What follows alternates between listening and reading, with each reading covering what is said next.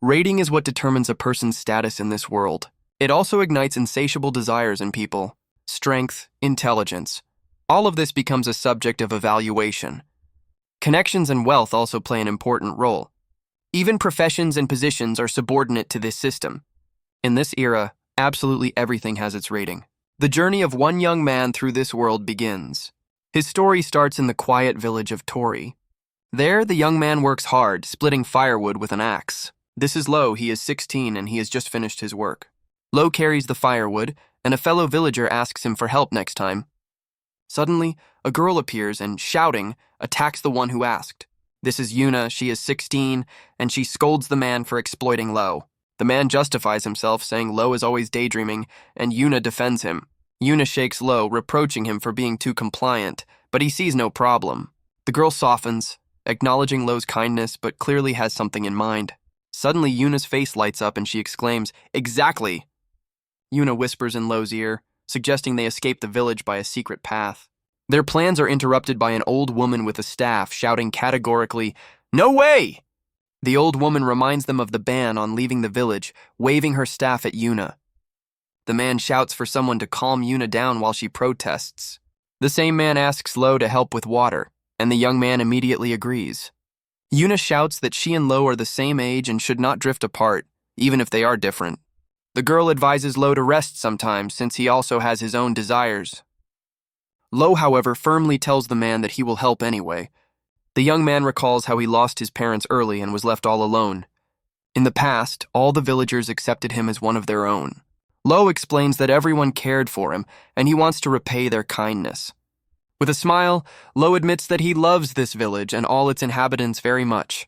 The moved man, in tears, offers Lowe to move in with him, but he refuses. Lowe declares that the villagers are the most important thing to him. Meanwhile, Yuna, locked in a bamboo cage, longs for the outside world.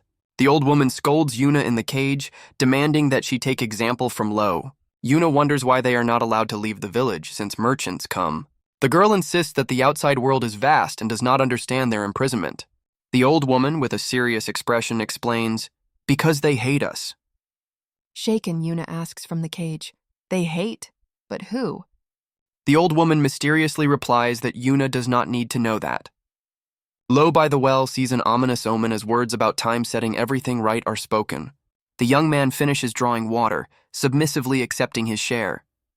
Lowe receives a light tap on the back of his head, puzzled. Turning around, he sees Yuna beckoning him with a sign. The girl playfully calls Lowe with her finger, her eyes shining. She boasts that she escaped again. Lowe just shakes his head. Yuna excitedly calls Lowe to follow her. He clearly hesitates. The boy worries about the old woman's anger, but Yuna assures him it won't last long.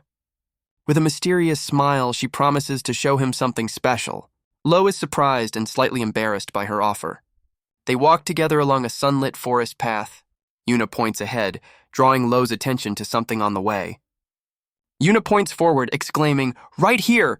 Lowe freezes in anticipation. In Lowe's emerald eyes, an unprecedented expanse is reflected. Before their eyes opens a majestic valley, a sparkling river, and endless sky. "Look, Lowe!" Yuna jumps for joy. "This is the outside world. It's so vast."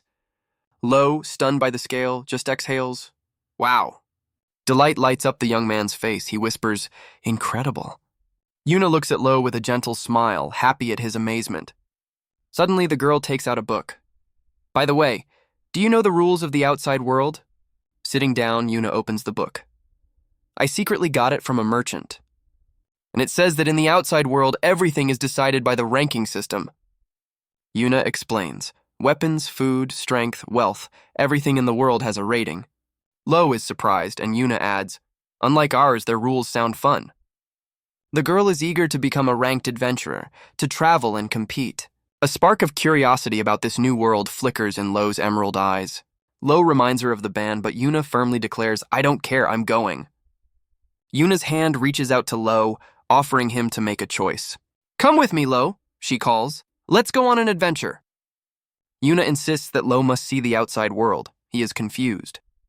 The girl reminds him of the past. "Remember when a huge bird attacked me?" Tears stand in her eyes as she recalls that terrible day from childhood. In the past, a huge bird dives at Yuna, but little Lowe stands up to protect her. With shining eyes, Lowe fights back and Yuna asks, "You saved me, didn't you?" Yuna excitedly tells how Lowe was surrounded by a green glow then. He is surprised. The girl tenderly says, "I realized at that very moment, well, even if you daydream putting your soul into it, you are stronger than anyone." Yuna extends her hand. "Beyond the village, you will shine even brighter." In Lowe's eyes, her call is reflected, "So let's explore the world with me." Yuna happily runs ahead along the path, pulling Lowe along. Lowe is touched by her words and quietly thanks her. "Thank you, Yuna." However, he firmly adds, "But still, I love this village too much to leave." Yuna angrily hits Lowe with rakes. "Ah, you stubborn idiot." The girl runs away, shouting, "Then stay here forever." Lowe quietly asks her to be careful. Lowe thoughtfully watches her go, his emerald eyes full of mixed feelings. He sits alone, pondering. Yuna is leaving the village. Rankings, huh? The young man looks absent-mindedly at the sunset sky, lost in his thoughts. Lowe sighs, deciding, maybe I'll go back. He slowly stands up, preparing to leave. Suddenly, Lowe freezes, his gaze directed somewhere upward. He turns around, noticing something strange in the sky. Before his eyes appears a giant floating island. What is that?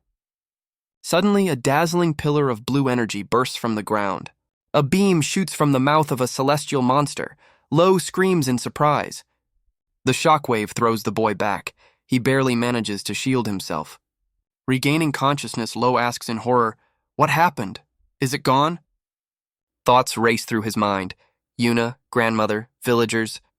He approaches the edge. The ground crumbles beneath his feet. A grimace of horror freezes on Lowe's face. The village. Instead of the village, a huge smoking crater yawns before him. Lowe cannot believe his eyes.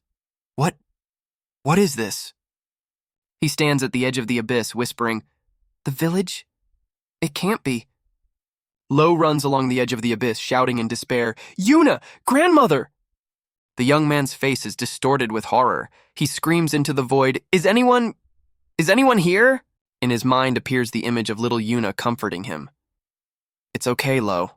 Lowe's eye reflects this vision, and Yuna's voice whispers, "I will always be by your side." Smiling faces of the villagers flash before him. You are not alone. The memories burn, their words echo in his mind.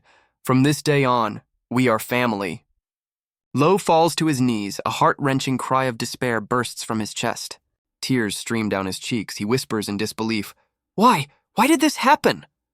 The young man clenches his fists, blaming himself. "Damn! I was late again!" He lowers his head, realizing his helplessness. All I could do was watch. Lowe is in despair at the bottom of the crater, and a mysterious figure appears at the edge. A stranger with a scar looks down at Lowe. The boy is stunned. The man begins descending the sheer slope straight toward Lowe. The stranger asks, "Are you the survivor from the village of Tori?" Lowe quietly confirms. Sympathy flashes in the man's eyes. It must be hard. He adds, "But don't worry, that island is gone," Lowe asks in surprise. "The island?" The man anxiously clarifies. "Earlier. Do you know what that was?" Lowe grabs the stranger, demanding answers. What happened to the village and the people? Lowe's face is twisted with horror and tears. He shouts, "What was that?" The man hands over a note. "Forget the village, come here and you'll be safe." The man shouts, "Answer me, look at the situation." He continues, "The whole village just disappeared. This world is not for kids like you." Lowe cries, and the stranger seems to push him away, urging him to leave. The man leaves, saying, "Forget the past, that's the only thing you can do." He adds anxiously, "Please don't dig deeper, you don't need to become another victim." Lowe, with tears in his eyes, firmly replies, "No." Words of Yuna about his hidden power surrounded by green light surface in his memory. Suddenly, Lowe is enveloped by the same green energy and rushes forward.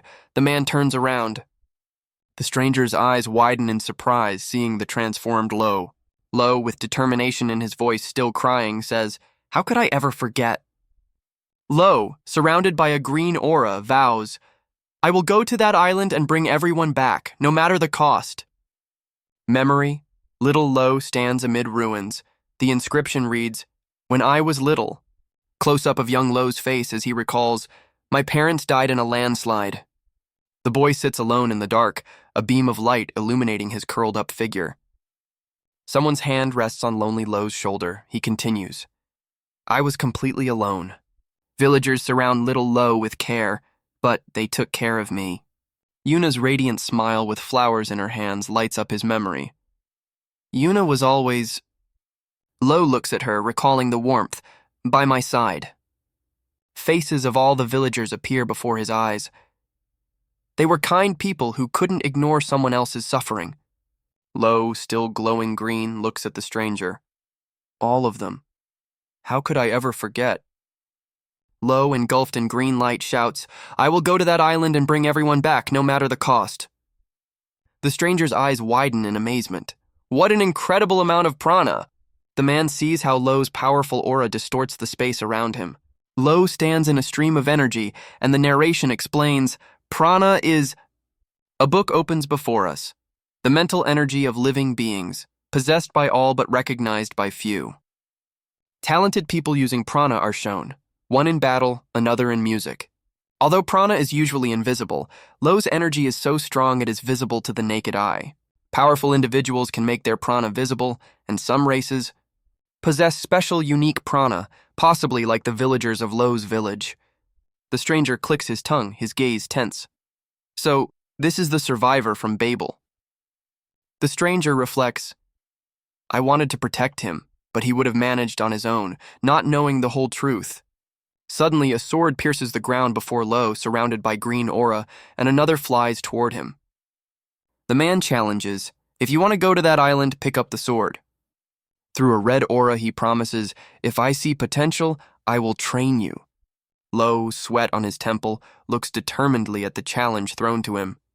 The stranger is enveloped in crimson energy, demanding, attack with intent to kill. Lowe's green aura clashes with the swordsman's red aura, preparing for battle. The boy strikes down on the opponent with his blade in a leap. Their swords meet with a clang. The stranger notes, expected, he's a novice. Lowe presses forward, and the man feels incredible pressure from the youth. The swordsman is struck, and above all, he continues, these waves of prana are simply incredible. The man grits his teeth looking at the boy. This guy... Lowe, surrounded by green light, shouts, he's the real deal. Lowe's green energy explodes in a powerful surge. After the fight, they sit down. The stranger says, the island of the gods. That's what it's called. He describes the island.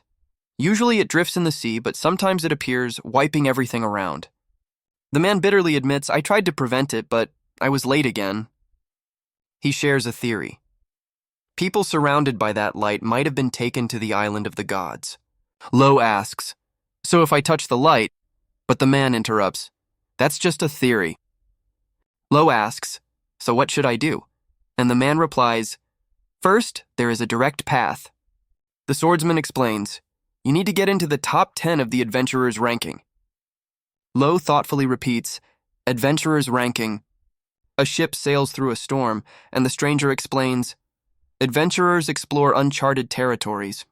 Against the backdrop of a floating city, the man continues, there are the most participants, and the best are monsters. If you get into the top 10, against the sunset, he concludes, you will be able to go to the island of the gods.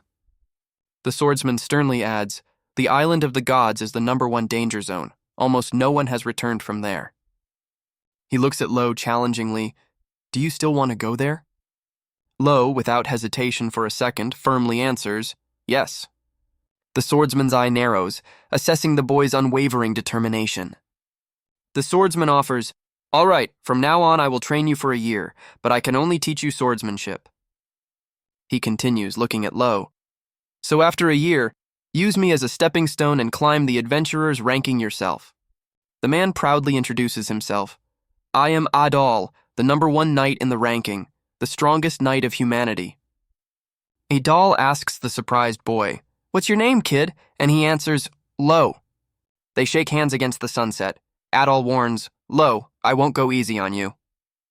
Adol smirks, touching a wound on his chest. After all, you are the first person... Lowe's gaze is full of determination, and Adol recalls, who managed to wound me with a single strike. A black screen with white text reads, the hellish year has begun. Scenes of grueling training. Lowe fights in the forest, blocks a strike by the water. The text reads, "Blisters burst on hands and feet."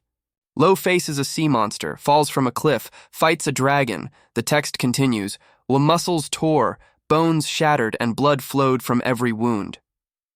Adol no longer spoke about the island of the gods, as if suggesting Lowe find out everything himself. Lowe, continuing training, believes the villagers must be alive. Exhausted, Lowe wonders, why did the village disappear? What is the island of the gods? Against the sunset, Lowe is determined to find out the truth. His gaze burns. "I will climb the adventurer's ranking." A year later, Adol and Lowe stand on a peak, looking out over the vast world. Adol asks, "Are you ready?" And Lowe answers, "I've been ready for a long time." Lowe's eyes are full of unwavering determination as he recalls the past. In his memory appears a girl joyfully exclaiming, "I want to become a ranked adventurer." She calls Lowe, "Come with me, Lowe, let's go on an adventure." Lowe thinks bitterly, "Yuna, who dreamed of the outside world, is gone, and I'm setting off on a journey." In his eyes, determination. Yuna's dream, I will keep it for now. Adol turns to Lowe. "Let's go, Lowe." Lowe, without turning around, replies briefly, "Yeah." 17-year-old Lowe has noticeably grown. Adol remarks, "You've stretched a lot," to which he answers, "Growth spurt." The apprentice of humanity's strongest knight is ready. His adventure on the island of gods begins. The map shows their route, from the village of Tori to the kingdom of Walter. Before them lies the capital of Trakkist, a majestic city. Their goal is the Trakkist branch of the Evaluation Bureau, an impressive building. Inside, buried under books, someone named Luke is sleeping while being persistently called. Luke is awakened from sleep being told, "Luke, it's almost time." He jumps up in panic among scattered papers. "Ah, I'm in trouble! I fell asleep again!" A colleague reproachfully asks, "Checking ratings all night again?" And Luke shyly replies, Well, I'm an evaluator." A woman sternly reminds, "That's exactly why you must take care of yourself since you determine the ranks."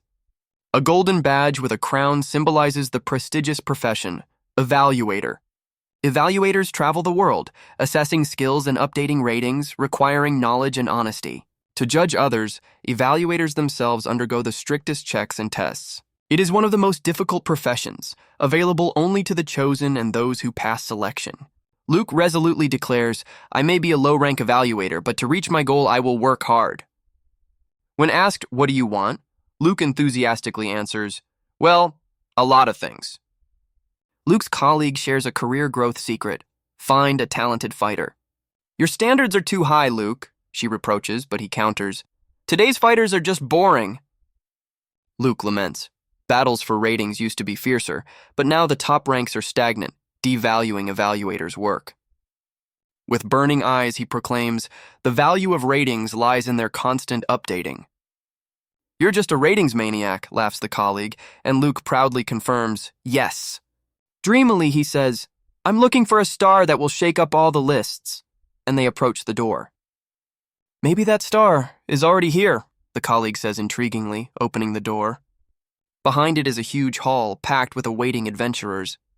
Luke is surprised by the crowd at the third exam of the year. The colleague confirms, usually there are fewer people. "Maybe because of the Azaban Forest, a new dangerous zone," she suggests, and Luke nods. "Makes sense." Luke's colleague notes, "This time there are plenty of promising candidates."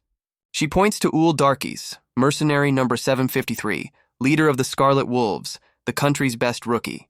Then to Eddie Markman, archer number 402 from a famous family whose arrow speed already impresses. Luke looks at the crowd with interest, and the colleague notices other promising fighters as well. Among them are knights, sailors, and even guides. The variety of classes is striking. The colleague praises Luke. "Amazing, all correct." He proudly states he can identify specializations at a glance. Luke excitedly explains that the adventurer's rating is especially popular for access to dangerous zones. The colleague asks Luke to wait and heads to the registration desk. At the desk appears Lowe, asking if this is where they register for the rating. The staff member confirms, explaining that ratings are the Evaluation Bureau's system and initial registration is done here. Lowe states his desire to register and they reply, "The exam is about to start, do you want to join?" He agrees, and the staff member asks him to fill out a form, mentioning a fee of 3,000 mel. Lowe unhesitatingly places a pouch of coins on the desk. Luke's colleague thanks him and says, "Wait in that room, your number is 53. The girl is surprised. Are there really still simpletons who don't know about the evaluation bureau? Luke is asked to help prepare for the exam, to which he replies, "Paperwork isn't so bad sometimes." In the large hall full of candidates, the staff member announces, "We are starting the adventurer's rating exam." She explains the structure. There will be 3 types of tests: written, practical, and the last one we'll explain later. Luke's colleague encourages the participants. The total score will decide everything, don't give up. The written test begins. Candidates tense, leaning over their sheets. One candidate is in despair. The test is difficult and the volume huge. Luke's colleague announces, "Time's up." She says the practical test will start in 2 hours in the forest, and for now they must wait for results. The girl asks Luke to help check the papers, and he readily agrees. Luke and his colleague diligently sort through piles of exam sheets. Suddenly, Luke looks at one of the checked sheets with surprise. It is sheet number 53, that very guy with the dead look, Lowe. Luke's eyes widen in amazement as he sees the answers. Sheet number 53 is covered with red crosses. All answers are wrong. Luke is horrified. Luke laments, "They should have considered my feelings when checking this nonsense from a villager." 2 hours later, Luke's colleague announces, "The practical test is a treasure hunt. You need to collect items from a list, focusing on points, but fights between participants are prohibited. Adventurers are inspired, each confident in their abilities, some in herbs, others in catching bugs. The practical exam begins, and the crowd of adventurers rushes into the forest." Luke and his colleague watch the participants heading into the forest. The girl sighs, "Finally a break." The colleague wonders how many will pass this time, and Luke guesses, maybe half? The girl notes that the participants are quite competent and asks Luke if anyone caught his attention. Luke sighs disappointedly, no one impressed again, until the first participant appears asking, "Am I the first to finish?" It's Ool Darkus presenting Rigel ore worth a full 120 points. The colleague is surprised since there is still time, but Ool is confident. "Yes, I've already passed, right?" The colleague explains to Ool, more points mean a higher starting rank, but he is indifferent. He is a mercenary. Suddenly, Archer Eddie runs up, surprised he is not first. Eddie presents a feather from a flock bird worth 180 points, boasting that they often eat them at home. Owl snorts disdainfully, bragging about a bird feather. Eddie is clearly offended. Eddie retorts, describing the bird's speed, but Ool sneers, "With tricks like that, you belong in the clown troupe."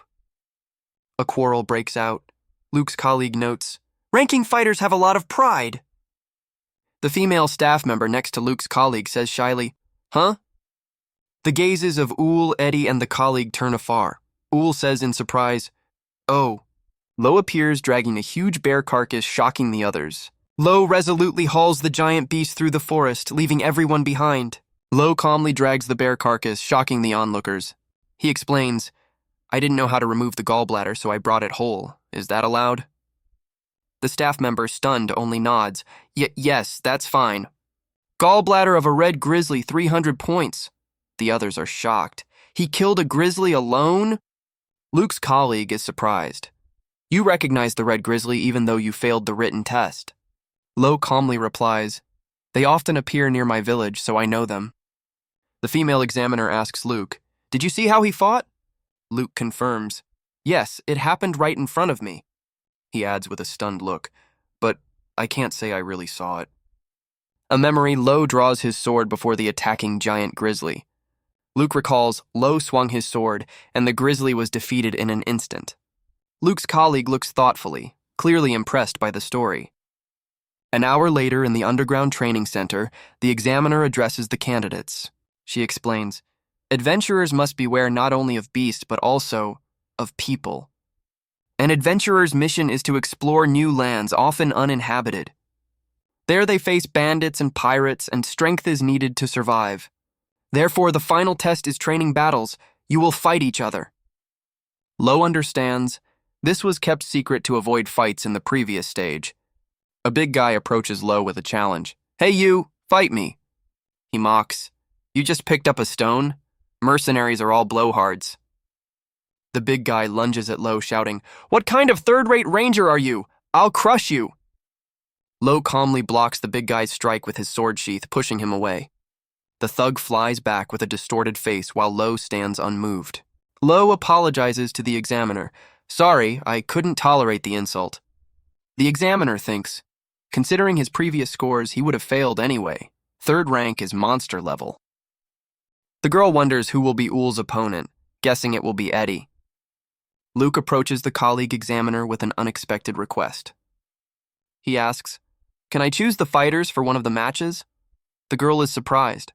Fierce duels ignite on the arena between different candidates. The examiner announces, "So fight number 8, number 27 versus number 41. Uhl and Eddie enter the arena." Uhl and Eddie freeze. Their opponent will be number 53, none other than Lowe himself. The examiner announces, "Uhl and Eddie will team up against one Lowe." Uhl is puzzled, and Eddie is furious at such an underestimation of their strength. Luke's colleague panics. "Luke, are you out of your mind?" He only calmly replies, "Perhaps." But another examiner, clenching her fists, anticipates, "If my eyes don't deceive me." "This guy is a real monster!" Her gaze fixed on Lowe with glowing eyes. On the huge arena, 3 fighters prepare for an uneven battle. One examiner is noticeably nervous while the other eagerly awaits the start. Lowe is calm and composed, his hand already on the sword's hilt, ready for battle. Uhl and Eddie, the swordsman and archer, prepare to fight side by side. Introducing Uhl Darkus, leader of the formidable mercenary group Red Wolf. Last year, his squad became famous for destroying the Kimura Mafia, ranked 62nd in the crime ratings. Rumor has it that Uhl single-handedly defeated 7 mafia bosses, including the leader. And this is Eddie Markman, a young lord from a renowned family of archers. He was trained by his father, who once held 2nd place in the archers' rankings. Eddie entered the rankings at just 5 years old, a true prodigy whose skills match his heritage. And now, against these two on the arena appears an unknown young man, Lowe, calmly walking towards them. The examiner waves her hand, her voice echoing, "Start the match!" Eddie, the prodigy archer, immediately shoots an arrow at Lowe. Uhl, the mercenary leader, simultaneously charges into close combat. He rushes forward like a whirlwind, his sword ready to strike. Lowe meets Uhl, their blades clashing in the first encounter. Sparks fly like hail. Lowe blocks Uhl's powerful strike. The fighters blur into a single spot, exchanging lightning-fast thrusts. Observers are stunned by the speed. "Do you see that? I only hear the clang." Lowe's eyes are unshaken as he parries another attack from Uhl. Uhl leaps up for a crushing overhead strike aiming at Lowe. Lowe meets his attack from below, their blades clashing again in midair. Eddie attacks from above, releasing a hail of arrows, but Lowe deflects them all. Lowe expertly parries each arrow, his sword moving with incredible speed. One of Eddie's arrows dangerously embeds in the ground near the astonished spectators. Uhl and Eddie retreat, amazed at how Lowe single-handedly repels their assault. Uhl admits, "The swordsman? No, he's among the best in the night rankings." Eddie agrees, unable to believe his eyes. Lowe calmly asks, "And you two, do you have ranks in other categories?" Eddie replies, 402nd in the archer's ranking. Uhl adds, 703rd in the mercenaries ranking. Lowe smirks, his eyes beginning to glow green. "I see." A powerful green aura envelops Lowe. "So, if I defeat you two, I'll definitely enter the triple-digit ranking?" The arena is illuminated by green light emanating from Lowe. The audience watches his power in awe. Uhl is stunned. "What the? Where does he get such a terrifying aura?" The female examiner is thrilled. "Is that prana? An incredible amount, I see its color." Lowe, surrounded by green radiance, addresses Eddie. "Rankings aren't only by profession." Eddie, drawing his bowstring, declares, "I'm 402nd in the archer's ranking, but in snipers." Eddie's eyes gleam with determination. 78th.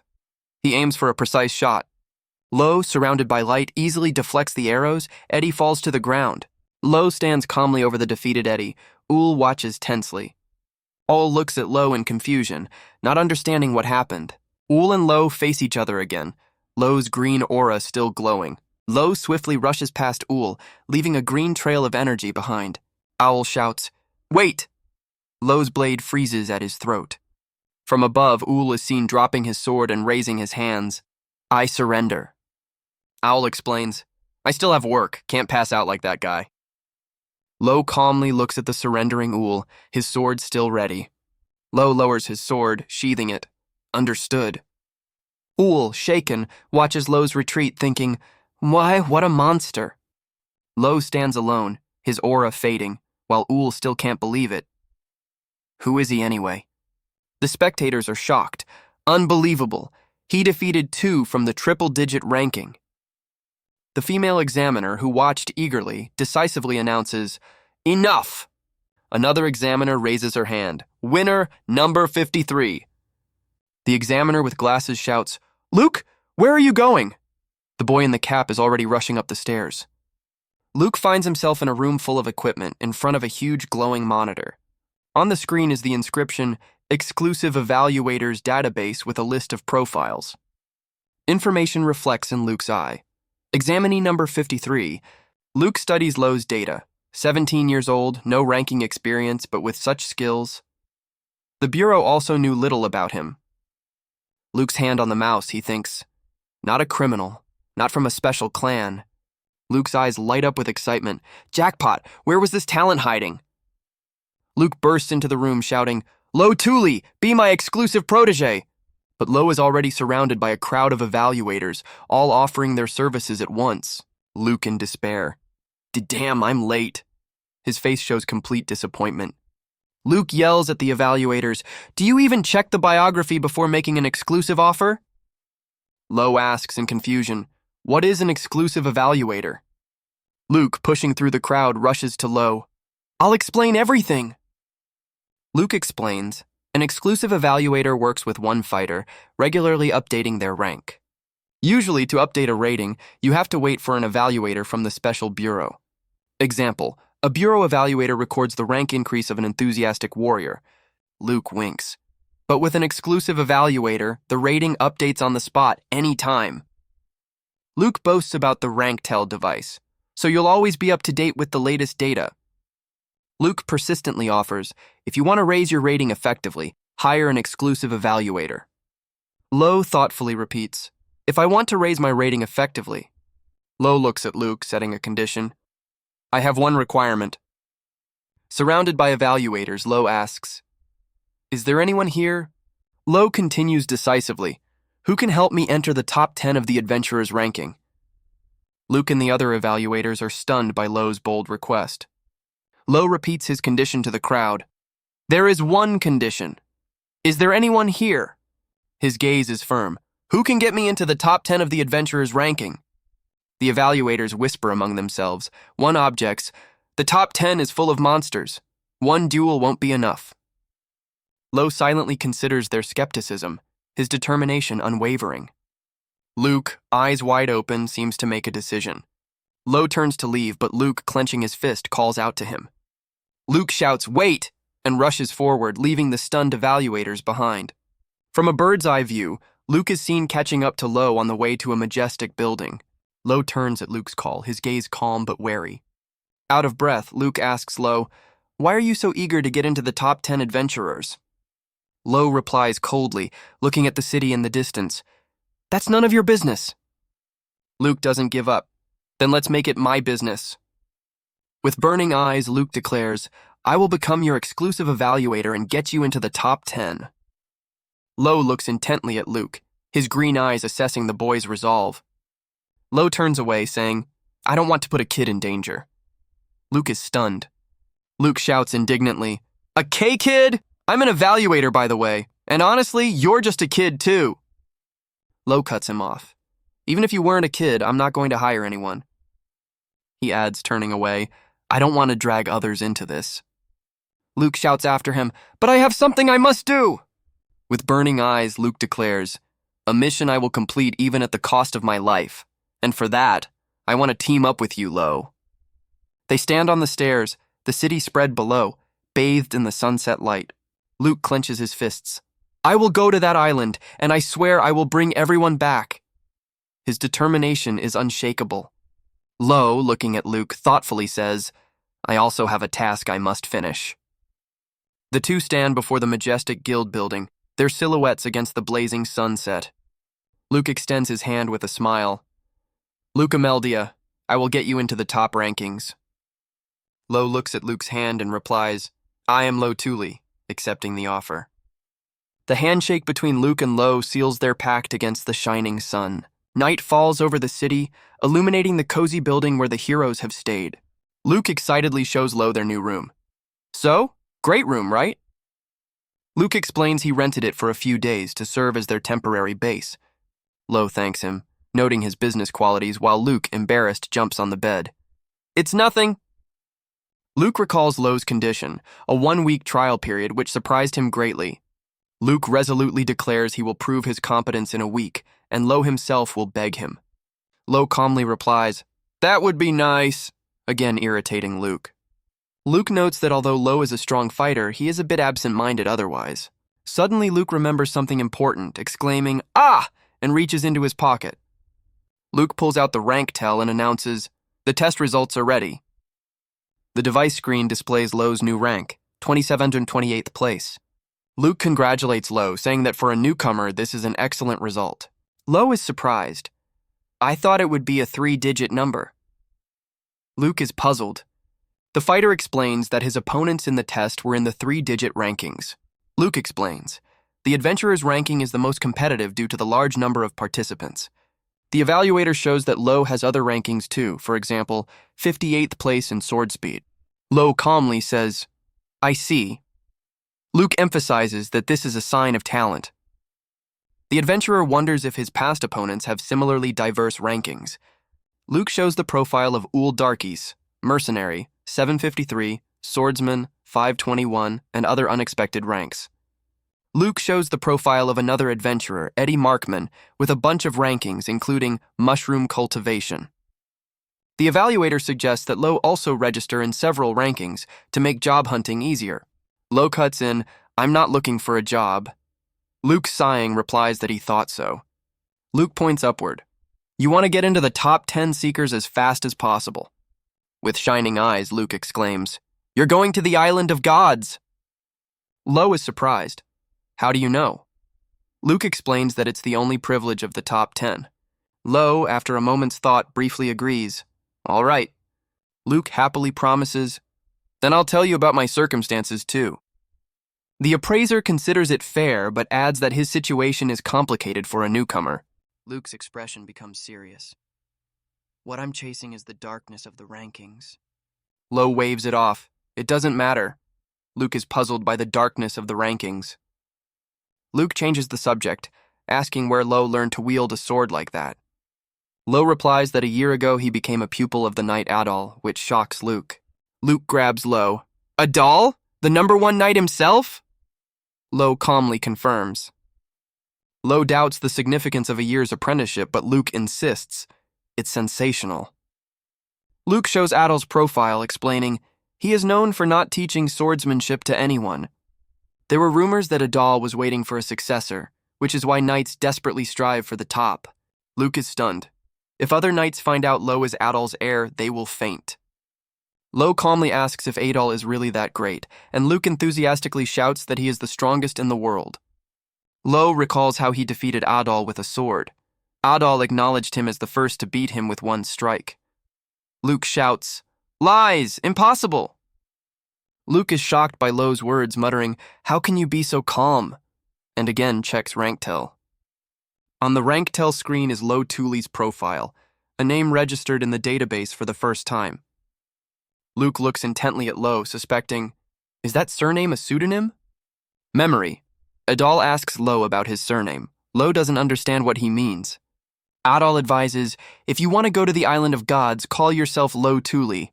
Lowe listens to the mentor, who warns, the risk is great, but this way there will be clues. They stand by a huge crater, and Lowe replies to Adol, I understand. Back to the present, Lowe calmly tells Luke, it's not a pseudonym. Lowe clenches his fist. Tooley is the name of my precious family. Luke, deeply moved, replies, I see, thank you for telling me. Lowe suggests ending for today, as his work as an appraiser is also done. Luke decides to take off his hat to finally relax after a long day. Removing his headwear, Luke exhales with relief, and Lowe looks on in surprise. Lowe's gaze is fixed on Luke, his face expressing extreme astonishment. Before Lowe appears a girl with long blue hair. You, a woman? What? Luke is deeply outraged. You only just realized that? Lowe just apologizes. With sparkling eyes and puffed lips, Luke is clearly not satisfied with such a simple apology. Night illuminates their temporary shelter, and Luke shouts, "You think sorry is enough?" The sunny morning comes, and a carriage passes along the quiet city street. Luke, already in female form, calmly reads a newspaper with her morning drink. Luke notices Lowe, who is already awake and staring intently at her. Lowe awkwardly replies that he just went down for water. Luke is surprised. The fighter wishes Luke good morning. She reciprocates while sitting in the living room. Luke ties her hair into a ponytail and suggests having breakfast. Putting on her hat, she says the journey will be long, but today is the first step. Luke decisively winks. Let's hold a meeting on how to get into the top 10 seekers. At breakfast in a cafe, Luke explains, to raise rank, you need achievements. She continues, biting a sandwich. Mastering lands is the base, but it's better to start with quests. Lowe listens as Luke lists, gathering, investigations. You even get paid for these, perfect for beginners. Luke pulls out rank tell. Requests come from various bureaus, but with her, everything will be in one place. Lowe finds rank tell convenient, and Luke boasts that as an exclusive appraiser, she uses it freely. Lowe asks if there are quests for quick rank advancement. Luke answers, only highly difficult ones. On the screen is a list of dangerous quests, and Lowe chooses the top one, the underwater temple of Rokiana. Luke jumps up shouting that it's impossible, but Lowe is unshaken. If you don't try, you won't know. The appraiser insists, trust my eyes, it's too dangerous, you'll die. Lowe is adamant. Still, let me try, and reminds that the Island of Gods is the most dangerous zone. Close-up of Lowe's determined face. I can't back down in a place like this. Luke panics, thinking Lowe is more stubborn than she expected and needs to be talked out of it. An elegant man approaches their table. Looks like you have problems? Luke recognizes the stranger. Mr. Laud? He calmly greets her. Luke introduces Lowe. This is Laud Broward. Lowe looks at the stranger with curiosity. She explains, a strong adventurer, ranked 11th. Laud smiles confidently. Lowe's eyes narrow, he repeats to himself. 11th place. A voiceover reminds, there are many seekers, but the top ones are real monsters. Luke thinks, this man is one of those monsters. A top seeker. Lowe reflects, one more rank and he can challenge the Island of Gods. Luke cheerfully addresses Laud. Mr. Laud, just in time, I have a request for you. She decisively points at Lowe and shouts, Lowe, please kick his ass! The scene changes. Lowe and Luke stand on a huge empty arena. Laud approaches Lowe on the arena. You were waiting, right? Laud, with a spear, admits he borrowed the weapon, not expecting Lowe to agree to the duel. Lowe calmly introduces himself. Lowe Thule, that's me. Laud suggests Lowe speak simply, since manners don't matter in the Seeker's ranking. Laud recalls how Luke updated his rank and calls her amazing. He praises her knowledge and passion for precision, which other appraisers lack. Luke watches anxiously, since she was the one who asked Laud for help. Laud swings his spear. To put the stubborn newbie in his place. Seems she cares about you. Lowe's gaze becomes serious. I can feel it just by looking at him. Laud is surrounded by a fiery aura. Lowe understands. One move and the spear will pierce him. Luke panics and shouts, Lowe! Seeing the threat looming over him. Luke shouts that this is a great chance for Lowe to experience the vastness of the world. Lowe thoughtfully repeats, the vastness of the world, you say? Flashes of the past. Lowe has already seen terrifying monsters and huge traces of destruction. Surrounded by a green aura, Lowe with a dagger declares, I already know that. The duel is announced. Laud Broward, rank 11, versus Lowe Thule, rank 27-28. Luke waves her hand and loudly commands, begin! Laud's spear and Lowe's sword clash with a deafening ring and sparks. Lowe decisively swings his sword, his eyes glowing with green energy. A powerful strike from Lowe cuts through the air. Laud skillfully dodges the attack. Laud analyzes. He covers his limbs with prana to increase speed. Laud attacks, thinking, by the way, this is fencing. No, it can't be. He recalls the holy sword style, a straight line, a secret art for one pupil. Lowe rushes past. Seems like now is not the best time for thinking, huh?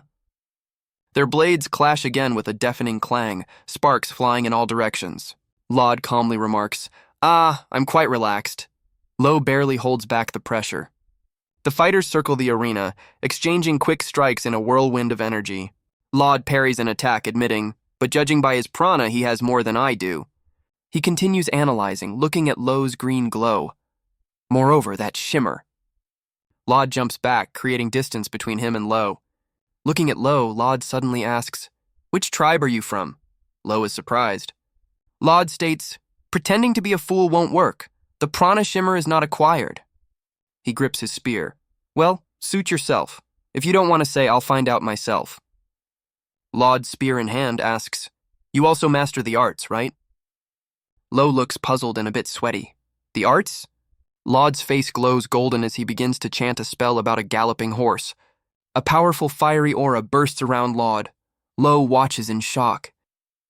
The spell continues. The horse finds rest by the water and turns its hooves. Laud announces, "The Broward clan art, spear art, Zen, fiery spears attack." Luke shouts at Lowe from the stands in horror, "Use your art too!" Laud looks at Lowe with burning eyes. "Otherwise, you will die."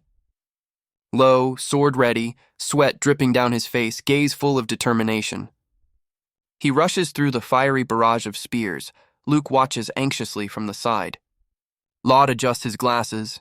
His gaze is calm and calculating. Lowe whispers in amazement, "This is..."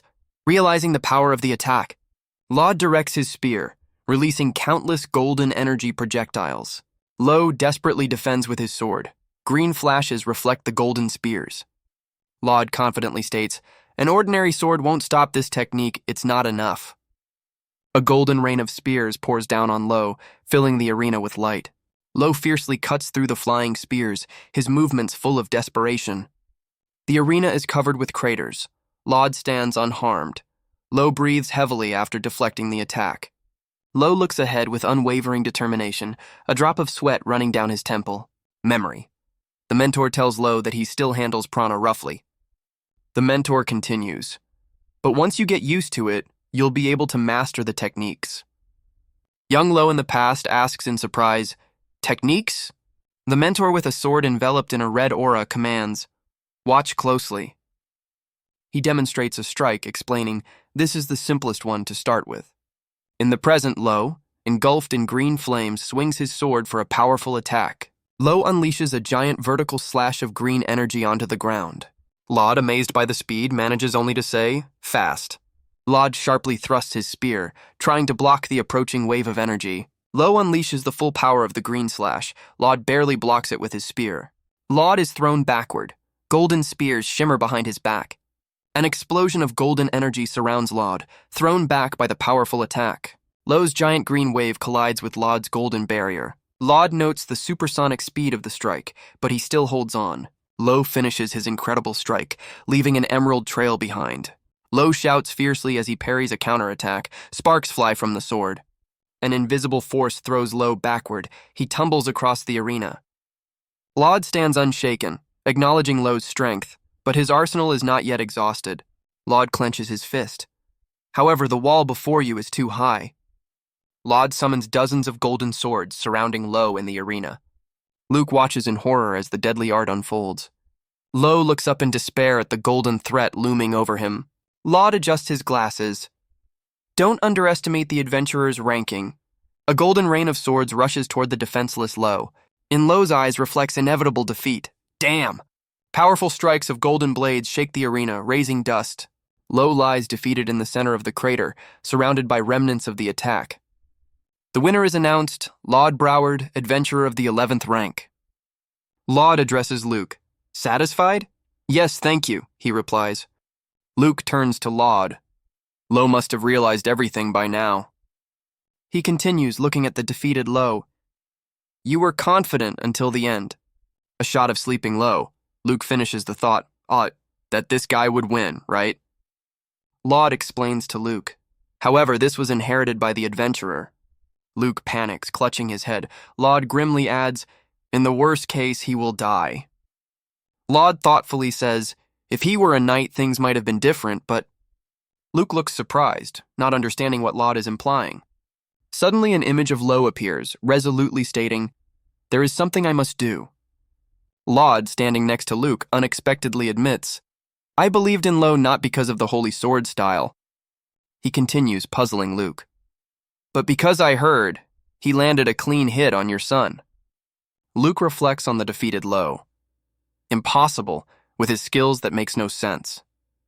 Laud looks thoughtfully, admitting, the holy sword technique surprised me, but a flashback. Lowe, enveloped in green prana, struck even more impressively. Luke addresses Laud, standing over his spear in the arena. Laud raises his spear, suggesting, this guy probably has a technique too. Looking back, Laud admits, if he had used it, I might have lost.